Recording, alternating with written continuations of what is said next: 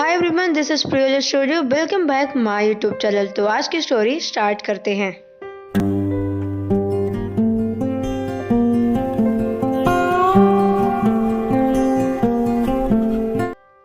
मैं केंद्रीय reserve police force में जम्मू कश्मीर में कार्यरत था। 2 महीने पहले ही मेरा विवाह अंजलि से पक्का हुआ था। माँ, पापा और भैया भाभी लड़की पसंद किया। लड़की की तस्वीर मैंने भी देखी थी, निहायत थी, काफ़ी खूबसूरत थी अंजलि, इसलिए मैंने भी देखते ही हाँ कर दिया था।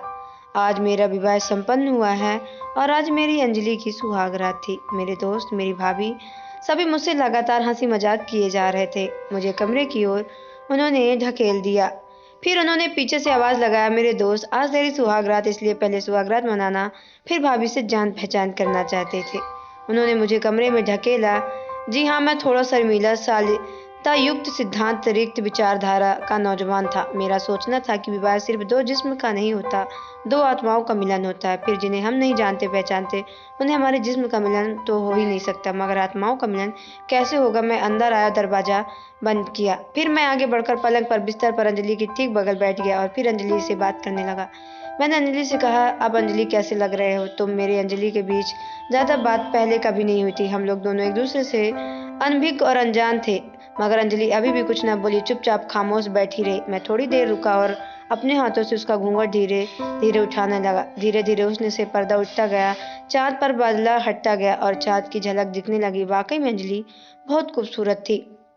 मध्यम प्रकाश की उसकी खूबसूरती में 4 चांद लगा दिए, निहायत ही नशीली दिख रही थी। मैं उसके गालों में छुआ और उससे बात करने लगा। कुछ इधर उधर की बातें, कुछ अपने काम की बातें करते करते एक दूसरे को पकड़े हुए लेट गए। वहीं धीरे धीरे अंजलि भी अब खुलकर मुझसे बात करने लगी थी। कुछ मैं कहती, मैं उससे कुछ कहता, फिर खूब हंसते बात करने लगे। ऐसे ही करते करते ना जाने कब कमबख्त रात गुजर गई, पता ही नहीं चला। सुबह भाभी दरवाजा खटखटाया तो नींद खुली तो सामने घड़ी बज रहे हैं वाली लहजे में आवाज़ दिया, क्या बहुरिया खत्म हो गई, अब तो बाहर आ जाओ, फिर रात आएगी तो देवर जी पास चले जान। कहते हुए भाभी किचन की तरफ बढ़ी। अंजलि जल्दी जल्दी उठे हुए बाहर की ओर निकलने लगी। मैं चादर खींचकर वहीं सो गया।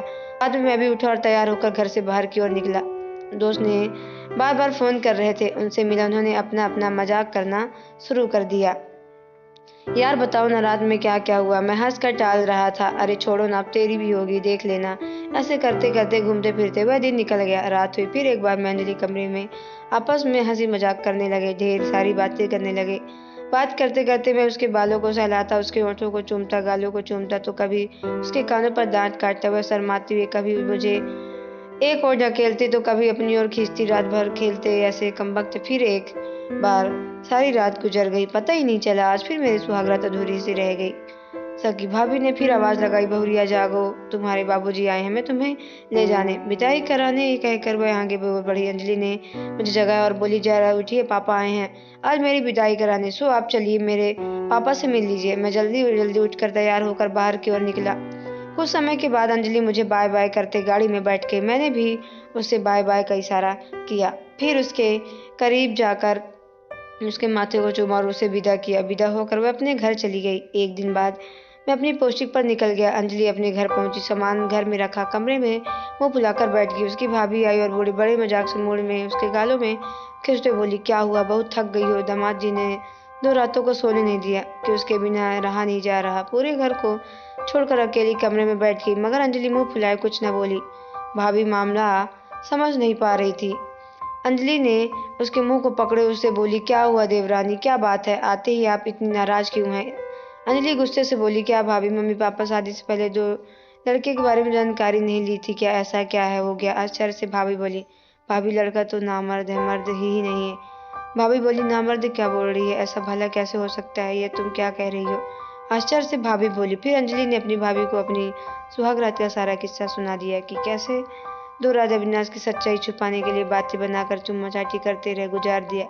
यह सब बातें सुनकर भाभी अपनी सास की ओर दौड़ी। ये बात आग की तरह पूरे घर में फैलने लगी थी। भाभी दौड़कर अपनी सास को बताई, यानी अंजलि की माँ। अंजलि की माँ गुस्सा होते अंजलि को पिता की सारी बात कहकर। ये सब सुनकर अंजलि के पिता बहुत क्रोधित हुए। उन्होंने आनंद के पिता को फ़ोन किया और फ़ोन की घंटी बजी। अविनाश के पिता का फ़ोन रिसीवर उठाया और बोले, हेलो, बोलिए समधी जी। गुस्सा से भरते हुए अंजलि के पिता बोले, समधी जी मत कहिए, मुझे आप लोगों ने मेरे साथ धोखा किया है, चीट किया मुझे इतने ज़ोर ज़ोर से पूरे समाज के सामने। मैंने डंके की चोट पर अपनी बेटी का विवाह आपके बेटे से किया था। आपको तो मैंने भला मानसूर समझता था, मगर आप लोगों ने ये धोखा मुझे कैसे दे सकते हो? अरे समझी जी, बात क्या है बताइए, आखिर क्या हुआ? आखिर इतने गुस्से में आप क्यों हैं? अरे क्या चीट हमने किया? आपने जो कहा हमने वही सब तो किया। शादी हुई फिर आपसे चीट, धोखा शब्द कहाँ से आ गया? गुस्से से भरते हुए अविनाश के पिता बोले, चीट ही जी हाँ चीट, क्योंकि आपका बेटा नामर्द है और आपने एक बार में मुझे नहीं बताया। गुस्से में अंजलि के पिता बोले, नामर्द मेरा बेटा है, कैसी पागलों वाली बात कर रहे हो? पागल हो गए हो क्या? सुबह सुबह ज्यादा पी लिया। मेरा बेटा नामर्द है, मुझे इतने सालों में पता ही नहीं चल पाया। भला कैसे हो सकता है? गलत बात मत कीजिए समझी जी, गलत बात तो आप बोल रहे हैं। समझी जी, क्या आपको कोई धोखा दिया? आपका बेटा नामर्द है, मुझे आपसे झूठ बोलकर आपकी मेरी बेटी पल्ले बांध दिया है। ठीक है, नहीं किया, धोखा दिया मेरे साथ, इतना बदला मैं जरूर लूंगा। गुस्से में कहते उन्होंने फोन से रिसीवर से रखा। अब गुस्सा भरते हुए अविनाश के पिता ने अविनाश को माता को आवाज लगाई। यदि सुनती हो अविनाश की मम्मी, थोड़ा जल्दी इधर आना। हाथों में बर्तन लिए दौड़ते हुए अविनाश की मम्मी आई। हाँ कहिए, क्या सुबह सुबह इतने गुस्से में? गुस्से में क्यों ना हो, अंजलि के पिता बोल रहे हैं कि हमारा बेटा नामर्द है। ये सब सुनकर क्या बकवास कर रहे हैं आप? हमारा लड़का नामर्द है, कौन कह रहा है? ये सब सुरा कर झूठ है। गुस्से में भरती हुई बोली अंजलि के पिता ने। ये बोल रहे थे, अंजलि बोल रही थी कि पिता ये सब झूठी बात किसने? आश्चर्य। अविनाश की मम्मी बोली, कौन बोली? अंजलि बोली होगी ना, लड़का मर्द नहीं नामर्द, उसकी पत्नी बेहतर कौन बताएगा?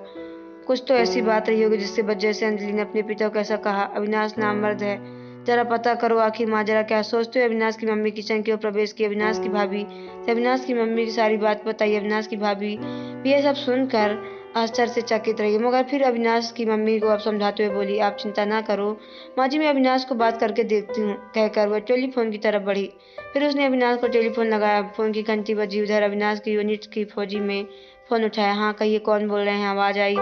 जी मैं अविनाश की भाभी बोल रही हूँ, जरा अविनाश से बात करानी है। ओके, थोड़ा इंतजार कीजिए, हम तुरंत अविनाश को बुलाते हैं। कहते हुए व्यक्ति अविनाश को बुलाने चला गया। आगे क्या होगा ये जानने के लिए अगली स्टोरी जरूर देखें। धन्यवाद। क्या अविनाश उसके बुलाने पर आएगा, उससे बात करेगा भाई से? ये सब आप नेक्स्ट स्टोरी में जरूर देखें। अगर आपको स्टोरी अच्छी लगी हो तो लाइक शेयर कमेंट जरूर करें। अगर आप हमारे चैनल पर ना तो चैनल को सब्सक्राइब करके बेल आइकन को प्रेस कर लें, ताकि आने वाली सभी वीडियो का नोटिफिकेशन आपको हमारे सबसे पहले पहुंचे, क्योंकि मैं ऐसे ही वीडियो आप लोगों तक लाती रहती हूँ। तो चलिए मिलते हैं नेक्स्ट वीडियो पे। Okay bye, take care.